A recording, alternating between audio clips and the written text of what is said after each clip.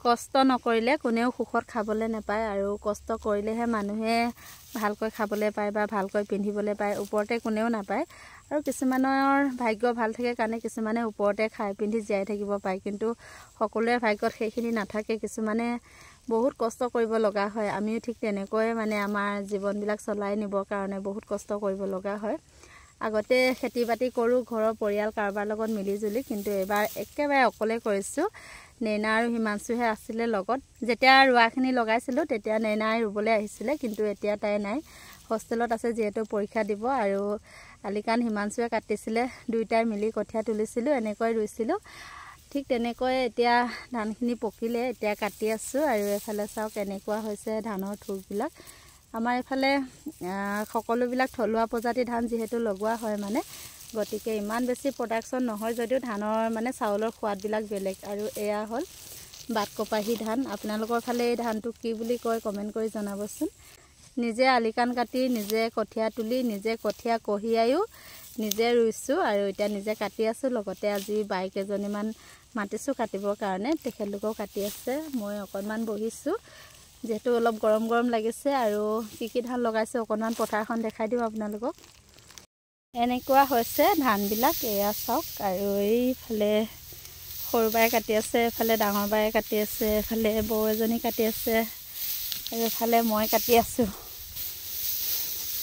এইফালে হ'ল এইখিনি বাদাম লাহি বুলি কয় এটো চাউলৰ ভাত খাবলৈ বহুত ভাল হয় আমাৰ ফালে প্ৰায় মানুহে মানে বাদাম লাহিটো ধান লগাই যেহেতু ভাত খাবৰ কাৰণে ভাল হয় ধানবিলাক যেহেতু বিক্ৰী কৰিবৰ কাৰণে কোনেও নলগাই খাবৰ কাৰণেহে লগায় গতিকে ভাত খাই ভাল পোৱা ধানৰ খেতি কৰা হয় এইখিনি হ'ল বাদাম লাহি আনক সহায় কৰা মানুহবিলাকে নিজৰ ক্ষেত্ৰত সদায় অকলশৰীয়া হ'ব লগা হয় মোৰো তেনেকুৱাই হয় আপোনালোকে দেখিয়ে সকলোকে সহায় সহযোগিতা কৰো কিন্তু মোৰ যেতিয়া নিজৰ কিবা এটা কৰিব লগা হয় পৰে তেতিয়া মই মানে প্ৰায় অকলশৰীয়া হৈ যাওঁ ঘৰুৱা ক্ষেত্ৰতো আৰু এয়া দেখিছে পথাৰখন ৰুবৰ সময়তো অকলে অকলে ৰুব লগা হ'ল এতিয়া কাটিবৰ সময়তো অকলে অকলে কাটি আছো এইখিনি হ'ল জাহেঙিয়া ধান আৰু এয়া চাওক কিমান ধুনীয়া হয় এইটো ধান খুব বেছি ভাল হয় আমাৰ ফালে আৰু প্ৰায় মানুহে মানে এইটো ধানৰ খেতি কৰে ধুনীয়া হয় ধানৰ ৰংটো দেখিছে ইমান ধুনীয়া বহুত বেছিও লগোৱা নাই কমকে লগাইছো আমাৰ বছৰটো খাব পৰা হলেই হ'ল নেনা ঘৰত থাকিলে অকনমান সহায় হয় কিন্তু তাই যেহেতু পঢ়া-শুনা কৰিব লাগে গতিকে কামত লগাব নোৱাৰো ইমানকেও গতিকে তাই নাই মোৰ কামৰ বুজাখিনি বেছি এফালে পথাৰলৈও আহিব লাগে ঘৰৰ কামো কৰিব লাগে সকলোখিনি এনেকৈ মেনেজ কৰি আছো আজি ৰীতাবাই জীয়েকৰ শান্তিপিয়া তালে মাতিছিলে কিন্তু যেহেতু পথাৰত ধান আছে এটো কাৰণে যাব নোৱাৰো আৰু গৰুৰ বহুত আমনি হৈছে ইয়াত চাৰিফালে জেৰুৱাবিলাক ভাঙি দিলে এটো কাৰণে যোৱা নহলে আৰু ফালে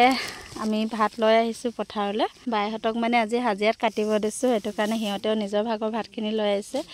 এয়া চাওক আৰু এতিয়া আমি চাহ খালো এফালে চাহৰ লগত বিস্কুট এটুকে খালো আজি ওপৰতে বহুত মানুহে বহুত মন্তব্য দিয়ে কাৰ জীৱনত কি চলি আছে সেয়া নিজৰ বাহিৰে কোনেও বুজি নাপায়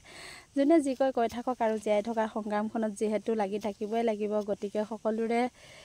তিৰস্কাৰ নিন্দা অপমানবিলাক সহিবলৈ শিকি লৈছো আৰু এনেকৈ জীৱন বাটত আগবাঢ়িবলৈও শিকি লৈছো